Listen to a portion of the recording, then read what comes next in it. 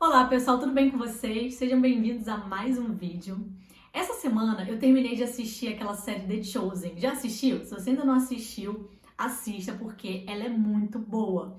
A série The Chosen, ela conta a história de Jesus de uma forma nunca antes contada. Inclusive, essa série, ela não se vinculou a nenhuma plataforma, não se vinculou a Hollywood, apesar de ser nível Hollywood, muito bem filmada, muito bem contada a história, mas eles não quiseram se vincular, né, a nenhuma plataforma, Netflix, nada. Para quê? Para contar a história da forma correta. Para que, porque eles até explicam, quem tem o poder conta a história da forma como eles querem. E essa história de Jesus, ela merecia ser contada da forma como a Bíblia conta. Então, eles fizeram o maior financiamento coletivo já feito para poder gravar essa série e, pasmem, distribuí-la gratuitamente. Ou seja, você não precisa ter nenhuma dessas plataformas de streaming, você assiste de graça no próprio aplicativo The Chosen. Você pode assistir no computador, no celular, você pode espelhar para a televisão. É maravilhosa, assistam, gente. E quando eu terminei de assistir essa série, vieram várias dúvidas na minha cabeça, né? Apesar de eu já ter estudado a história de Jesus desde criança na escola dominical, mas parece que algumas coisas precisam ser relembradas, né? Afinal, a gente esquece. E olha que interessante. Na mesma semana, eu estava lendo esse livro aqui, O Evangelho Maltrapilho. E aquelas dúvidas que eu tive na série foram respondidas aqui por esse autor. E outra coisa que eu queria recomendar também para vocês, esse livro, porque vale muito a pena. Vou ler aqui para vocês, atrás do livro, para vocês saberem sobre o que se trata, né? O Evangelho Maltrapilho foi escrito para pessoas aniquiladas, derrotadas e exauridas. Pessoas que se acham indignas de receber o amor de Deus. Quem sabe, ignoradas pela comunidade de cristãos por não se encaixarem no perfil de super-homem ou de super-mulher que lhes é constantemente exigido. Pessoas cansadas da espiritualidade superficial e consumista. Pessoas que travam inúmeras batalhas interiores por não se sentirem parte de uma comunidade afetiva e acolhedora. E esse livro, ele, exatamente na página que eu tava lendo, né, tipo assim, um dia depois de ter surgido essa dúvida na minha cabeça, eu li a explicação. Parece que assim, que quando a gente faz a pergunta, Deus, ele responde de alguma forma. Então, ele me respondeu através desse livro. Eu vou explicar pra vocês qual era a minha dúvida, né? Conforme a gente vai assistindo The Chosen, você vai vendo ele, logo na primeira temporada, é Jesus chamando os discípulos para segui-lo. Então, aparece ele chamando Simão, aparece ele chamando Mateus. E é bem interessante, conforme esses discípulos vão aceitando o chamado de Jesus, eles vão se reunindo e eles se reúnem muito à mesa para comer, para compartilhar o pão, né? Tem um episódio que é sobre o Shabat. Inclusive, eu até tenho um vídeo aqui no canal onde eu conto que eu participei de um Shabat durante uma viagem a Israel. E eu achei muito interessante esse episódio também, porque clarifica bastante pra gente como era aquela época, como é que eram os costumes.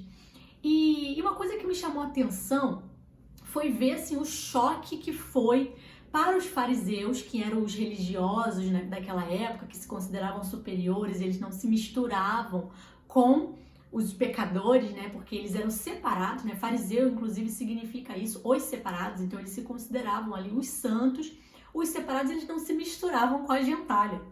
E essa dúvida surgiu para mim, eu falei, mas por que era tão chocante assim para eles verem Jesus comendo ali com aqueles ralé, né? Que até o livro ele fala que ele chama a ralé. Por que era tão chocante? E ficou essa dúvida em mim. Por que eles se chocavam tanto? Por que eles tinham parece que essa raiva, essa repugnação sobre aquelas pessoas, né? Porque hoje é algo que é inadmissível. A gente vê que todos nós somos iguais, a gente tem que ter compaixão pelo próximo. Mas foi exatamente essa lição que Jesus veio trazer, né? Da gente ter compaixão pelo próximo, de que todos somos iguais, que foi exatamente para essas pessoas que Jesus veio. E aí eu queria ler um trecho desse livro, que na verdade é um trecho da Bíblia, onde ele fala essa história dele chamando Mateus. Mateus 9, do 9 ao 13. Jesus saiu dali e no caminho viu um cobrador de impostos chamado Mateus. sentado no lugar onde os impostos eram pagos. Jesus lhe disse: venha comigo. Mateus se levantou e foi com ele. Mais tarde, enquanto Jesus estava jantando na casa de Mateus, muitos cobradores de impostos e outras pessoas de má fama chegaram e sentaram-se à mesa com Jesus e seus discípulos. Alguns fariseus viram isso e perguntaram aos discípulos: por que é que o mestre de vocês come com os cobradores de impostos e com outras pessoas de má fama? Jesus ouviu a pergunta e respondeu: os que têm saúde não precisam de médico, mas sim os doentes. Vão e procurem entender o que quer dizer esse trecho das Escrituras Sagradas. Eu quero que as pessoas sejam bondosas e que não me ofereçam sacrifícios de animais. E não que me ofereçam sacrifícios de animais, porque eu vim para chamar os pecadores e não os bons. E tem essa cena, exatamente essa cena, né? Quando ele chama Mateus, quando ele vai jantar na casa de Mateus, aí chegam os fariseus. E é bem interessante, né? Porque a gente vê assim que isso chocou, mas foi exatamente isso, essa mensagem que Jesus veio trazer. E esse livro é para essas pessoas também, para todos nós, que nos sentimos, às vezes, como essas pessoas que estão ali, né, à margem da sociedade e que a gente não merece. Mas realmente a gente não merece. Só que isso se chama graça. Jesus, ele veio nos salvar através da graça.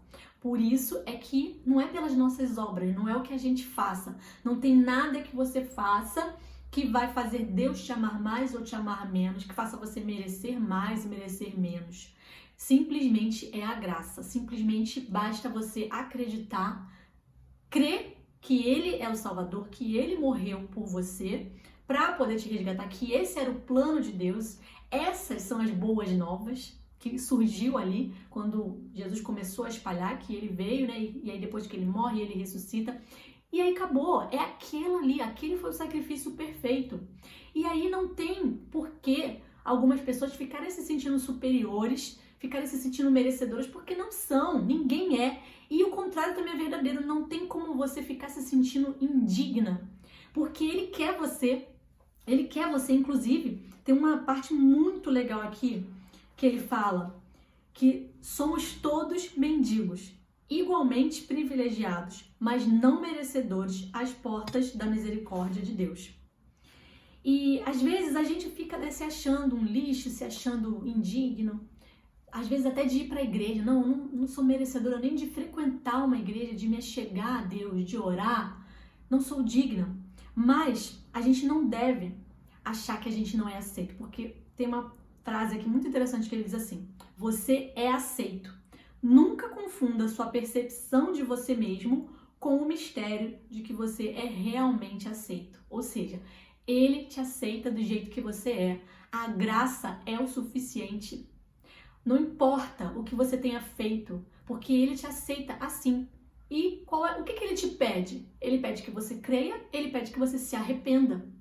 É simples. E que você abandone. Claro, você não vai continuar. Apesar da nossa carne ser fraca, muitas vezes a gente é pego no erro, né? Como Paulo falava, o mal que eu não quero, esse eu faço, e o bem que eu quero eu não faço, porque é uma luta constante e por isso existem estratégias, existem formas da gente se afastar do que é errado, do que é o mal. Como? Alimentando o nosso espírito, estando na presença de Deus, buscando, lendo a Bíblia, etc., frequentando uma igreja, mudando as amizades, mudando o seu ambiente. Então tem as formas de você fazer isso depois que você se arrepende, que você entrega a vida a Jesus e que você decide não viver mais aquela vida que você vivia antes. E outra coisa que o livro explica muito bem é a respeito do significado real, naquela época, do compartilhar refeições, que é totalmente diferente de hoje em dia, né? Hoje em dia, compartilhar refeições é algo normal, mas naquela época, o compartilhar refeições era algo muito íntimo.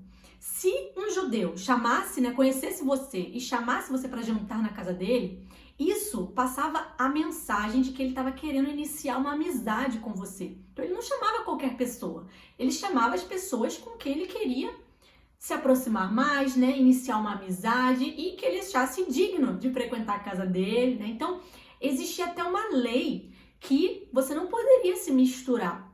Você não poderia comer com pessoas da ralé, né, os mendigos, né, os cobradores de impostos. Então nem se fala, porque eles odiavam os cobradores de impostos, porque eles não gostavam não aceitavam o fato de Roma estar ali explorando eles. E quando Jesus ele chama, né, à mesa dele essas pessoas, os mendigos, os cobradores de impostos, os pecadores, qualquer pessoa, Jesus estava ali na mesa. Isso estava mostrando o quê? Estava mostrando que ele queria fazer amizade. Ele estava iniciando uma amizade com essas pessoas e também devolvia a essas pessoas a dignidade e o respeito. Porque imagina, elas... Tem uma cena muito engraçada, que Mateus fala, nossa, eu nunca fui convidado para um evento desse, um jantar. E aí Jesus até fala, não se preocupa não, que vai ser na sua casa, você vai ser um anfitrião. E aí eles fazem esse jantar na casa de Mateus. E o legal é que esse ato de eles estarem comendo com Jesus fazia com que eles se sentissem aceitos por Deus, reconhecidos por Deus. Porque se o mestre, se Jesus estava ali comendo com eles, significa que eles tinham a aprovação de Deus. Então isso devolvia ali a dignidade, devolvia ali o amor próprio daquelas pessoas. E, gente, isso é exatamente o que Jesus quer com a gente. Ele quer a nossa amizade, ele quer ser nosso amigo, ele quer saber das nossas coisas, ele quer que a gente converse com ele, ele quer participar. É isso que ele quer a nossa amizade. Então, que você hoje possa receber essa mensagem. Se hoje você se sente um maltrapilho, como o Brennan, que é o autor desse livro, fala, que todos nós somos. A verdade é essa, todos nós somos maltrapilhos. Mas somos nós que Jesus quer fazer amizade. E, gente, é muito lindo. Assistam a série. Se puder também, leiam esse livro. É um livro muito bom. E se você hoje se sente um maltrapilho, né? Sente que você não é aceito, saiba que você é aceito sim. Foi para você que Jesus veio. Ele quer ser seu amigo, não importa o que você tenha feito. Ele quer te perdoar, desde que você se arrependa, que você abra seu coração para ele entrar, que você inicie um relacionamento com ele. Ele quer sentar à mesa com você. Ele te chama para sentar à mesa com ele. Ele quer ser seu amigo. Ele quer esse relacionamento com você. Ele quer te salvar, desde que você aceite isso, que você reconheça sim que você é um maltrapilho, eu sou uma maltrapilha, todos nós somos, mas é a graça, é através da graça que a gente pode se achegar ao Pai, porque foi para isso que ele veio para nós, para nos reconciliar com Deus e para nos trazer a salvação, a vida eterna. Então eu quero te convidar hoje, se você nunca entregou a vida para Jesus, faça uma oração, entrega a vida a Jesus, reconheça os seus erros, peça perdão e convide ele para morar no seu coração. Procure uma igreja mais próxima, ore na sua casa e mude, né? Mude seu ambiente, mude as pessoas com quem você se relaciona, para que você possa buscar ser mais parecido com Jesus, viver uma vida com Jesus, porque depois que ele entra, nada vai ser o mesmo, eu tenho certeza, eu te garanto.